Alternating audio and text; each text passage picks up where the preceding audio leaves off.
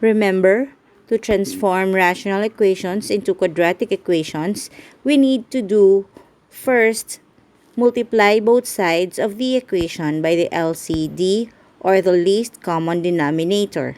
Next, write the resulting quadratic equation into a standard form.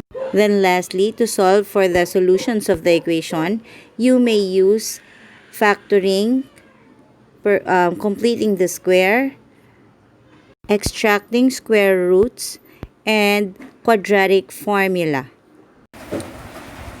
Okay, this time let us solve rational equation transformable to quadratic equations. So this is our given. 2x plus 1 over x plus 2 is equal to x minus 1.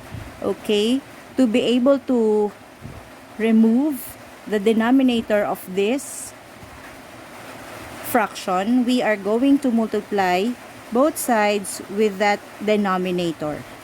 Okay, so that would be x plus 2 on both sides of the equation, so that when we multiply x plus 2 times 2x plus 1 over x plus 2, this will be cancelled, and we have 2x plus 1 left is equal to the product of these two, x minus 1 and x plus 2. And then, since this is binomial, we are going to apply FOIL method. First, x times x is equal to x squared. Outer, x times 2 is positive 2x. Inner, x times negative 1 is negative x. And last, we have negative 1 times 2 is negative 2. Copy this on the side, 2x plus 1. Remember, the quadratic equation in standard form must be ax squared plus bx plus c is equal to 0. Therefore, all of this right side must be equal to 0. So we change this into, but first, let's have this. 2x minus x is x. So we have x squared plus x minus 2. So 2x plus 1. So we remove this everything. So we use addition property of equality, or the inverse of all of that. So that's minus x squared minus x and plus 2. So what we added here must be added on the left side. So we have negative x squared. Let's just align. Okay, we have negative x and positive 2. Okay, so this will be negative x squared. Okay, minus x plus, so this is positive 2x and negative x.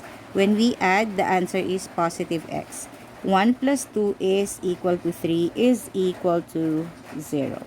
So the numerical coefficient of the first term must be positive. So let's multiply everything with negative 1 to make this positive. So that would be x squared. Negative times positive is negative x. Negative times positive is negative 3 is equal to 0. This is now the standard form of the given equation. So next, let us solve for the solutions of this equation. So this time, let's use factoring. Okay. Okay, let us use quadratic formula. A is equal to 1, B is equal to negative 1, and C is equal to negative 3.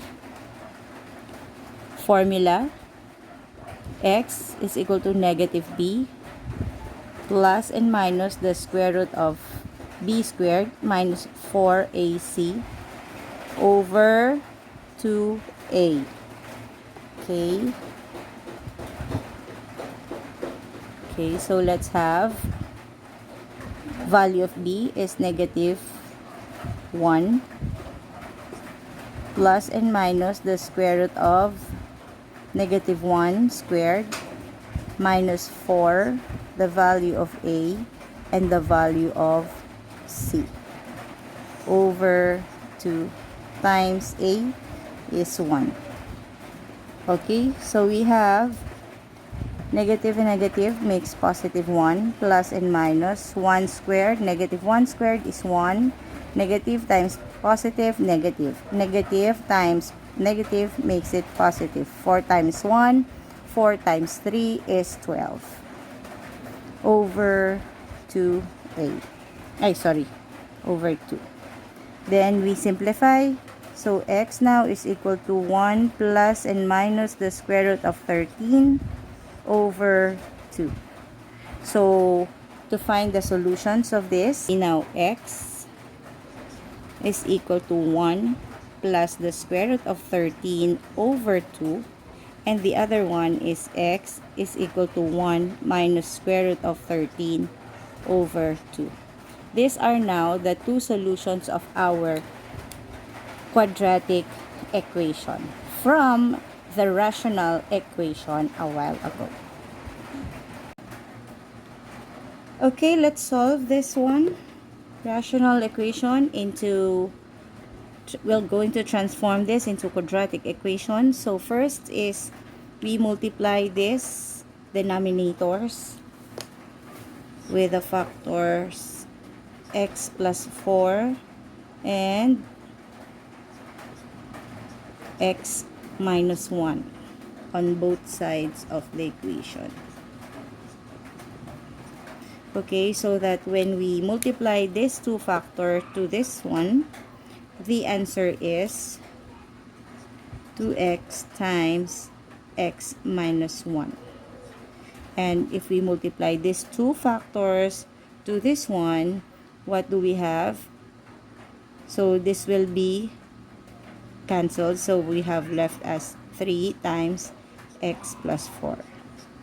Others just do cross multiplication, so 2x times x minus 1 and 3 times x plus 4, that's just the same. Okay, so then we continue distributive property. 2x times x is 2x squared. 2x times negative 1 is negative 2x is equal to 3 times x is 3x. 3 times 4 is positive 12. Again, writing this into the standard equation of a quadratic function, or of a quadratic equation. So, standard form of a quadratic equation, we have to make it ax squared plus bx plus z is equal to 0. So, the right-hand side must be equal to 0. So, let's just get the inverse of these two. Addition property of equality, or the inverse. We do that also on this side, minus 12. So, this is now is equal to 0. Then we rewrite. So, we have 2x squared, negative 2x and negative 3x combined is negative 5x. Copy negative 12. This is now the standard form of the quadratic equation from a rational equation. Let's use quadratic formula. A is equal to 2, B is equal to negative 5, and C is equal to negative 12.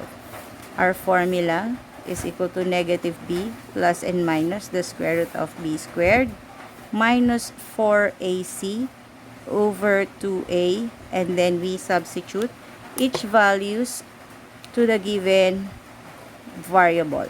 X is equal to negative b, negative 5, plus and minus the square root of negative 5 squared minus 4a 2c negative 12 over 2 times 2.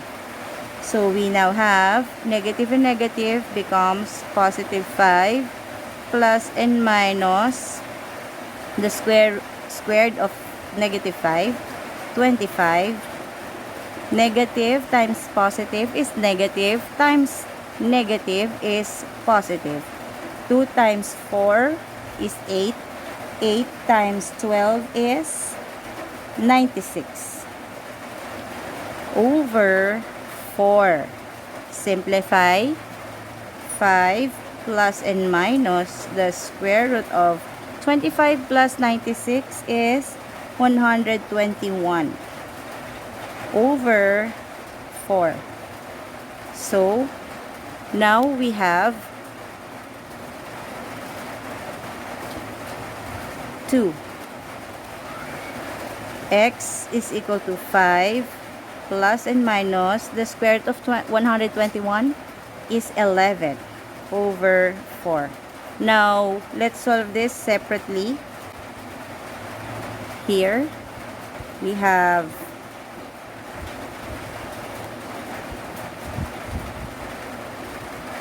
x is equal to 5 plus 11 over 4.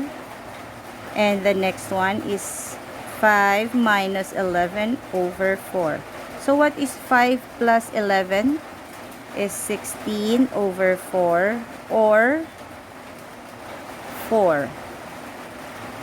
And 5 minus 11 is negative 6 over 4.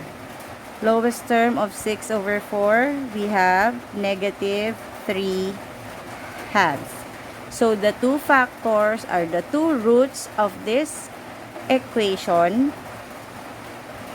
are positive 4 and negative 3 halves.